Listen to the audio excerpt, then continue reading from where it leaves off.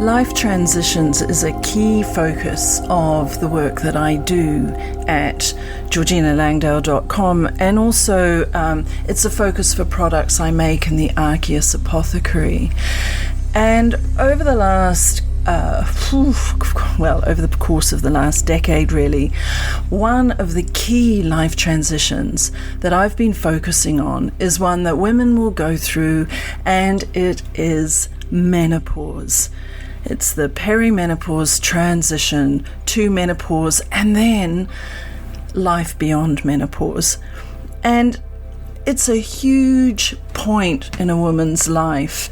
And you know what? I just love supporting women through this time, through this transition. And I think I'm very much in the Menopause Rocks Club, in spite of some of the kind of yuck symptoms and such things that we go through as we're going through menopause. But to be honest, I think that crossing over this midlife threshold as a woman gives us the power for real empowerment. Last year, 2023, I created an online program called Soul Medicine for the Midlife Woman. And I put together a program of different things that I thought, and I've used and worked with clients to help really take and embrace the power of the menopause transition.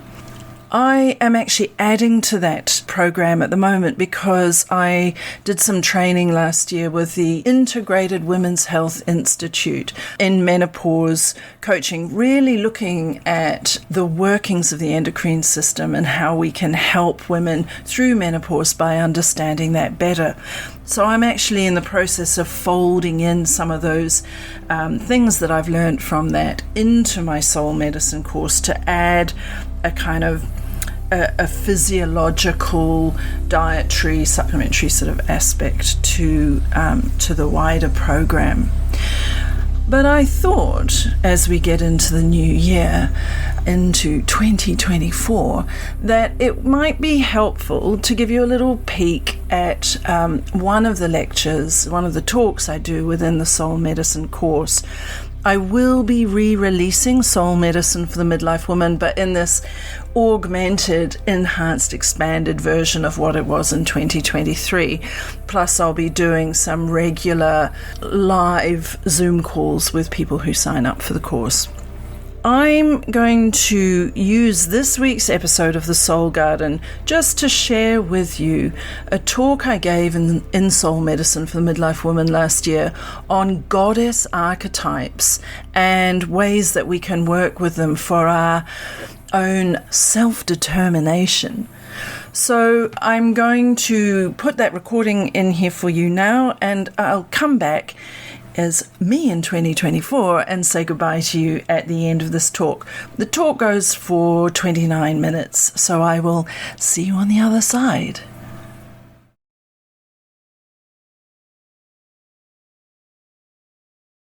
Today, in this talk, I am talking about the goddess within. Oh, goddesses, wouldn't we all love to be one?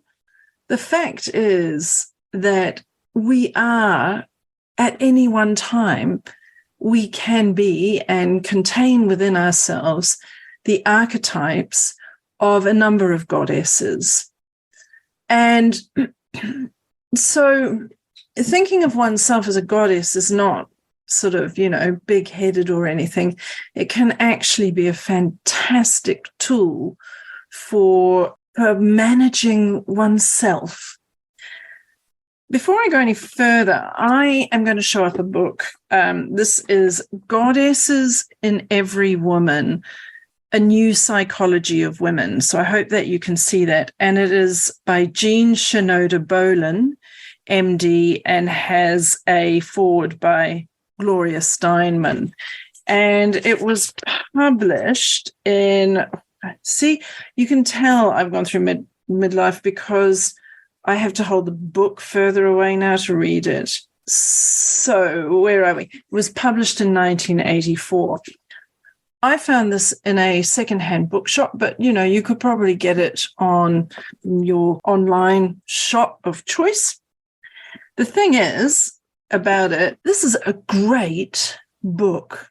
And so if you can find a copy of it, I really recommend that you get it. Why?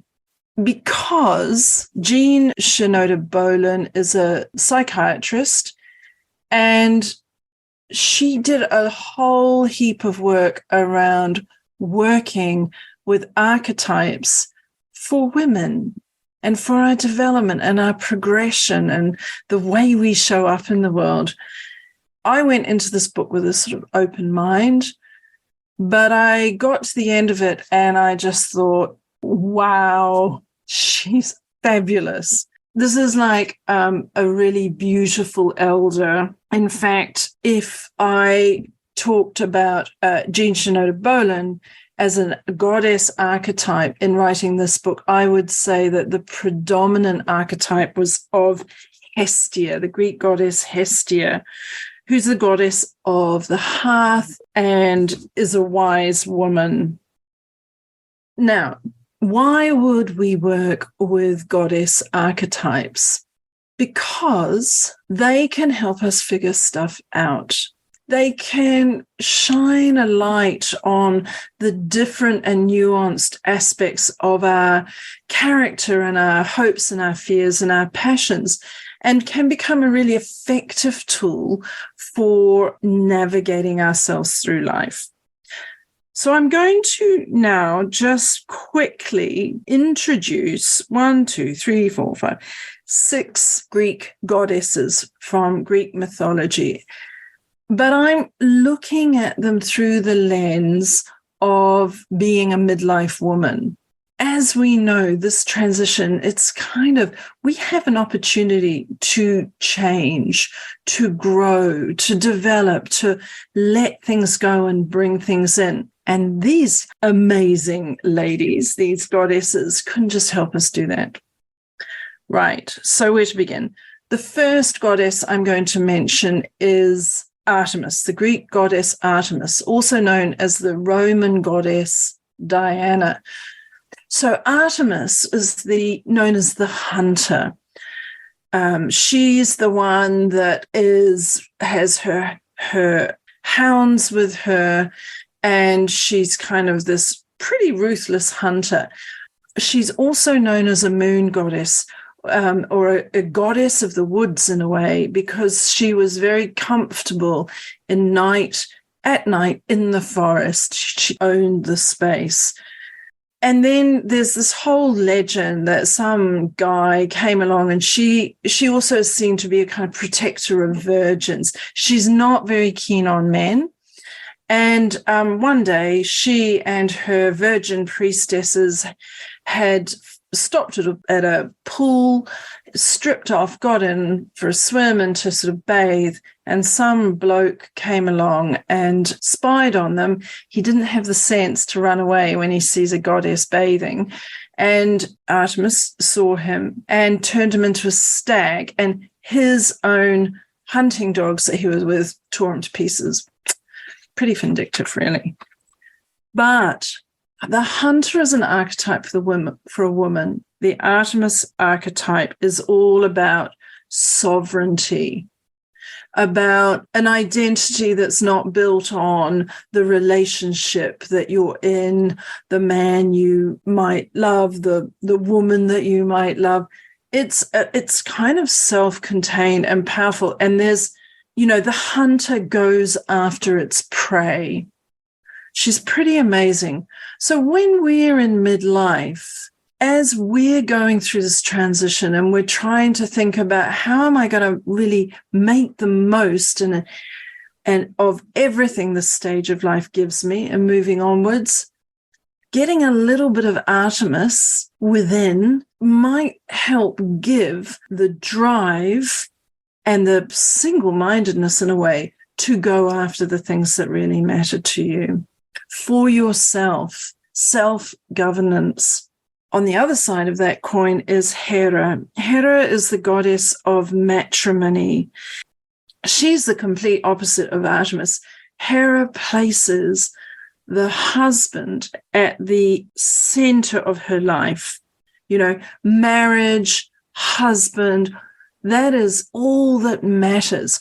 It could also apply to the career woman whose career is all that matters. Nothing else matters. So this is a really interesting archetype for women in midlife, especially if we've spent our younger years absolutely playing second fiddle to our partner. It may be that their career has been able to progress at the detriment of your own. There can be that feeling often that one's own identity gets subsumed by the partner, husband, whatever, or the company one works for. You become so enmeshed with the company, you lose your own sense of self. So in midlife, a lot of this can kind of come under the spotlight of one's own scrutiny. Is the marriage, is the husband still working for me? Am I secure in the marriage? Often women with the Hera archetype can be very possessive and jealous. And then what happens if that relationship ends? What happens if there's a parting of the ways or your partner dies? What happens to Hera then? So the challenge often for women with a strong Hera archetype is to be able to navigate those sorts of changes without falling into a big depression. If one is a woman that Hera archetype is really central to them, they've spent all their years focusing on doing everything for the partner or husband or whatever, what happens in that situation changes. At that time, the Hera archetype would do really well to call on the other goddesses to give her a hand to lift her out of the collapse of her world. And we'll talk about that a bit more in a moment. Demeter is the Greek goddess of grain. She's the mother. She's a classic maternal archetype. She is all about nourishing others. That's why she's this goddess of grain and crops and, all these things that feed us. She is the goddess that provides and nourishes and mothers the family, children, husband, friends, whoever, local community. She'll be the one with the pie, cake stand at the local fete or whatever. Often in someone with a strong Demeter archetype is probably drawn to working in the caring professions. A number of things can happen for the Demeter archetype as we head into perimenopause and then through the menopause transition. And the big one for the Demeter archetype is often around biological clock ticking. There can be often a desire for children where maybe you haven't had children before, or another just, wanting another child, this wanting to birth something and care for it. The biological clock ticking can be a thing. It may be that she also may call on other archetypes to help her through this. For example, maybe she would call on Aphrodite to help her channel that desire for nurturing and creation into some sort of, new art form or something that does something nourishing for others in a different sort of way. The empty nest can also be a really huge change for the Demeter archetype woman. If one's soul is fed by the feeding of others and the caring of others, when those kids leave the nest, that is just huge. So what the wonderful Jean Shinola Boden says in her book is the Demeter archetype after the emptiness and in midlife can grow by learning to be her own good mother. She can grow by learning to be her own good mother. Often, I think women possibly are all guilty of this at times, the Demeter archetype just can't say no. She wants to help. Oh, yes, I'm going to help here and I'm going to help here and come and let me do this. And wonderful, beautiful, generous heart. But it can lead to her own self getting overburdened, burnt out, fatigued, all of that sort of thing. So that a key to managing one's own Demeter archetype in oneself is to be your own good mother. Isn't that lovely? Right. Another goddess is Persephone. Persephone she's the maiden. She's all about youthfulness and, fresh-faced and joyful. And there's a certain naivety about her. And as she ages, as that archetype ages, there can be issues around accepting that one doesn't possibly look quite so youthful anymore. In terms of us as midlife women, the Persephone archetype may make us struggle with the actual physical reality of aging. And so again, if we can identify that, then we're able to call on these other archetypes to help us through it. This is what I love about this is it's all about women helping women, and they're all inside you. You truly are a goddess. So I've got two more to go. One is, so we've got Persephone, who's kind of youthfulness and the maiden, and then we've got Aphrodite. The Greeks called her Aphrodite, and the Romans she was called Venus, and she is all about beauty, sensuality, sexuality, seduction, love, passion, all of womanliness, just va boom. People like the goddess Hera, who's placing everything around her husband, just can't cope with the Aphrodite archetype coming into the orbit with her husband, because she's like, oh, this is going to be trouble here, which there might not be. But Aphrodite kind of has a huge presence, and we all know an Aphrodite somewhere, don't we? But we all have her within ourselves too. And so for me, the things that I've been thinking about in midlife with regards to Aphrodite or Venus is not losing sight of living in the sensual world. For me, I interpret Venus, Aphrodite, beauty, sensuality, etc., beyond just sex, but right through into the foods I eat, the art I make or look at, the music I listen to, the song I sing, the fabrics I wear, the colors I surround myself with, the tactile sensation of my dog or a beautiful ceramic pot. For me, all of those things really play strongly to my sense of my Aphrodite archetype. And, for the first part of a woman's life, well, I'm going to speak from the I here.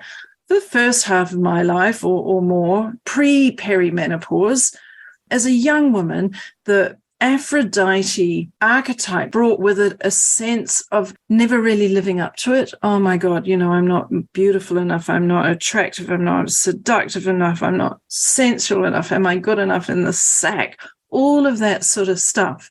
In midlife, though, I'm finding that I'm exploring Aphrodite and Venus's relationship, sensual relationship with the world beyond the bedroom. And that is just wonderful. I also think that going through menopause, your hormones are changing. Well, I'm going to speak from the I again. And it can be that actually all of that youthful Persephone maiden time of our lives when we were kind of, the world is full of opportunity, and Venus, Aphrodite is going to make a lot of that opportunity about relationships and love affairs and romance and all, there's more room in my head because I'm not thinking about that stuff so much anymore, but I am thinking about my vibrant, vivacious, vital, energizing, inspiring way of living with the sensual world. What inspires me? What do I want to create? What creativity does it fill me up? So Aphrodite, Venus archetype, can, I think, move from this kind of womanly body thing to a relationship with the world, and a bit of both. In a funny sort of way, I call on the Aphrodite archetype in postmenopause. I'm working with her to help me feel good about my body in a way that I never used to. And that goodness gets enriched and enhanced by its connection and interplay with the sensual world around me. And then finally, there's the goddess Hestia, Greek goddess Hestia. She was known by the Romans as Vesta. You may have heard of the Vestal virgins. Hestia is the goddess of the hearth. She's known as the wise woman, and she's known not so much for her deeds, but for her rituals. Good old ceremony again. Her symbol is the circle. And in the ancient cities like the Renaissance remodeling of Florence was based on this idea of the central part being a fire that was burning, that was for Hestia or for Vesta.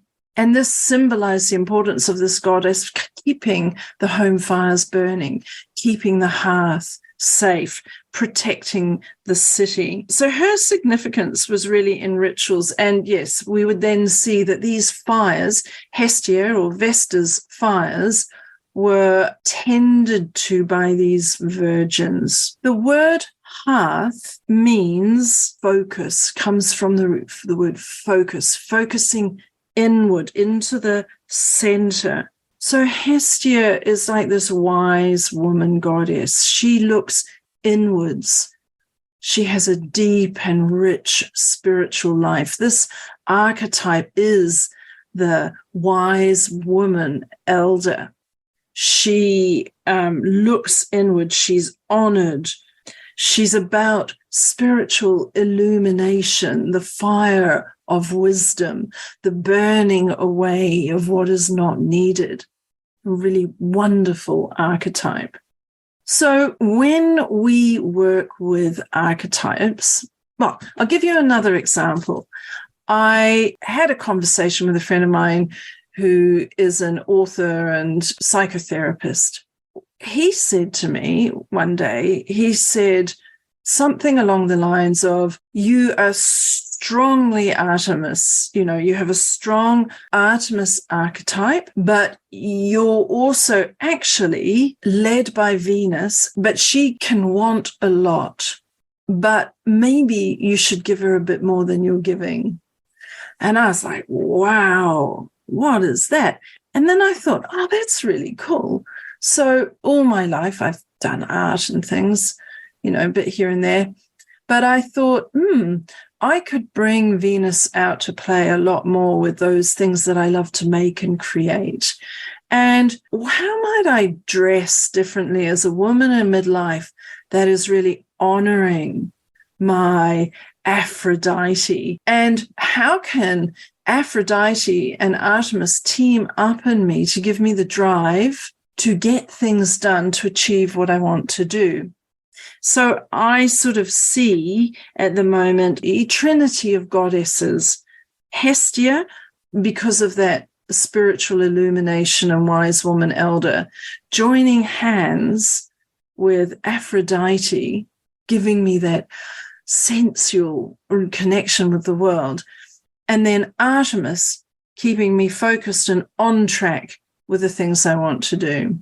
I'm just telling you my story to help illuminate ways we can work with archetypes. So, for example, let's say you have a strong Hera archetype, the goddess of matrimony, and then you're divorced. And you've got to kind of start from scratch. In a situation like that, you might say, right, I want to pull in more Venus, more Aphrodite to help me love myself again, and Artemis to help me get the things done I need to do as a newly single woman. Or you might go, gosh, my marriage is over. I'm single again. I feel quite battered around by this change. Or, finally, I'm free. I am going to connect and build and work with my Persephone archetype, the maiden, to give me a bit of that lightness of being, to just enjoy this new beginning for me as a woman out in the world. What would be another one? Demeter, the mother. Let's say you have a strong Demeter archetype and you've been mothering and the kids have all left the home. They've all flown the nest. They've gone off traveling or university or whatever it is they're doing. And you're thinking, oh, heck, what comes next? Maybe Demeter could team up with Artemis to get that Artemis archetype part of us being able to say, I'm going to do some things for myself now. I have spent years looking after everyone else.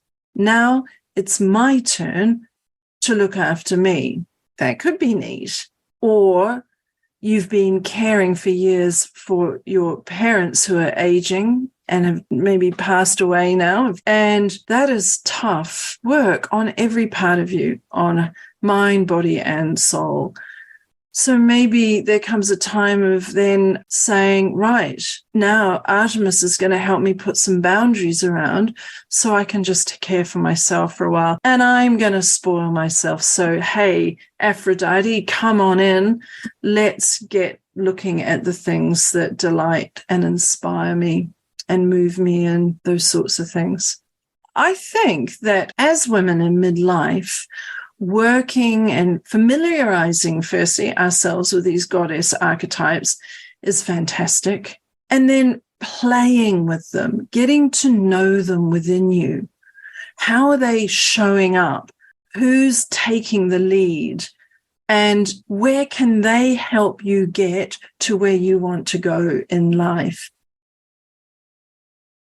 I hope that you've enjoyed this talk about goddess archetypes. They are so, so useful. So I really do encourage you to play with them and use them as your pack of empowerment sisters. If you're interested in the soul medicine course that this comes from, as I mentioned at the beginning of this podcast episode, I am in the process of augmenting it with information around some of the endocrine stuff that happens as we go through menopause and how to find ways to help manage some of that. What I recommend is you head over to my website, georginalangdale.com, and join my mailing list, because I will be letting my subscribers know when that course is becoming available again. And if you're listening to this and you're a woman in midlife or beyond, or you're going through the menopause transition, or you're out the other side, I make a range of products called the Nat Femme Botanics Collection, which is designed specifically to help and support women's body, beauty and mind in midlife and beyond. And I make products there for all sorts of things that we kind of have to deal with at this time of life. And you might want to check out things like my Nat Femme Super Soothing Balm for everyday comfort and those special moments. Okay, ad break over, and I really am so delighted that you could join me this week in the Soul Garden. My name is Georgina Langdale, and I really look forward to talking to you again next week. You can find links to my websites in the show notes below, and I'll also put down the name of the author in the book that I mentioned in this talk. Take care, embrace the goddesses within, and see you next week. Bye.